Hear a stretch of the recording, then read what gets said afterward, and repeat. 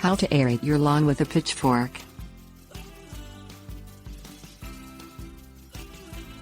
Aeration is a process that introduces small holes into the surface of your lawn. It improves the rate of air and gas exchange in your lawn, which helps your grass grow faster, and it also reduces the compaction of your lawn, which keeps the turf healthier. While some aeration occurs naturally due to nature, you can help your lawn by aerating it yourself.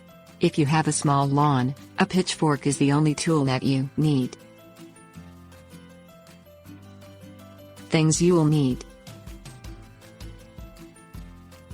pitchfork. Place the tines of the pitchfork on the grass at a 45-degree angle to the turf. Push the pitchfork between 2 to 3 inches into the soil using your foot. Pull the pitchfork out of the soil. Continue pushing your pitchfork into the soil, putting between 9 and 16 holes into the earth every square foot. Leave any plugs that pull back out on the soil, as they will break up within a week and nourish the turf.